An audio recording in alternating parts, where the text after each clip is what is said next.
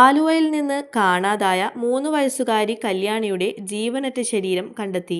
8.5 മണിക്കൂർ നീണ്ട തിരച്ചിലിനൊടുവിൽ മൂഴിക്കുളം പാലത്തിനടിയിലെ പുഴയിൽ നിന്നാണ് മൃതദേഹം കണ്ടെത്തിയത്.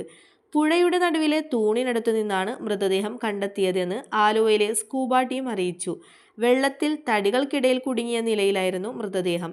അമ്മ കുഞ്ഞിനെ എറിഞ്ഞെന്ന് പറഞ്ഞ സ്ഥലത്ത് തന്നെയെത്തി മൃതദേഹം കണ്ടെത്താനായെന്ന് ഡിവൈഎസ്പി സ്ഥിരീകരിച്ചു. പുഴയിൽ 4.5 മണിക്കൂറോളമാണ് തിരച്ചിൽ സംഘം പരിശ്രമം നടത്തിയത്. തുടർന്ന് കല്യാണിയുടെ മൃതദേഹം ആശുപത്രിയിലേക്ക് മാറ്റി.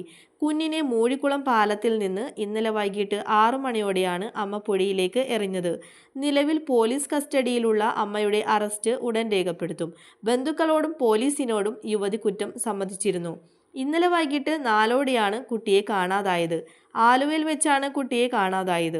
തിരുവാണിയൂർ പഞ്ചായത്തിലെ മറ്റക്കുഴിയിലെ അങ്കനവാടിയിൽ നിന്നും കുട്ടിയെ കൂട്ടിക്കൊണ്ടുവരുന്നതിനിടയിൽ ബസ്സിൽ വെച്ചാണ് കുട്ടിയെ കാണാതായി എന്നാണ് അമ്മ ആദ്യം നൽകിയ മൊഴി. ഇതിന്റെ അടിസ്ഥാനത്തിൽ പോലീസ് ആലുവയിൽ പരിശോധന നടത്തിയെങ്കിലും കുട്ടിയെ കണ്ടെത്താനായിരുന്നില്ല. ഇതിന് പിന്നാലെയാണ് മൂഴിക്കുളം പാലത്തിന് താഴേക്കിട്ടെന്ന് യുവതി കുട്ടിയുടെ അമ്മ മൊഴി നൽകിയത്. അമ്മ കുട്ടിയുമായി മൂഴിക്കുളം പാലത്തിന് സമീപം എത്തിയിരുന്നതായി പോലീസ് സ്ഥിരീകരിച്ചു. മൂഴിക്കുളം പാലത്തിന്റെ പരിസരത്ത് അമ്മ കുട്ടിയുമായി ബസ് ഇറങ്ങുന്നതിന്റെ CCTV ദൃശ്യങ്ങൾ പോലീസിന് ലഭിച്ചിട്ടുണ്ട്. അമ്മയുടെ തുടർച്ചയായ മൊഴിമാറ്റങ്ങളും ബന്ധുക്കളുടെ വെളിപ്പെടുത്തലും കേസിൽ ദുരൂഹത വർദ്ധിപ്പിക്കുകയാണ്. കുടുംബ പ്രശ്നങ്ങളും നിലനിന്നിരുന്നതായി ബന്ധുക്കൾ സൂചിപ്പിച്ചു.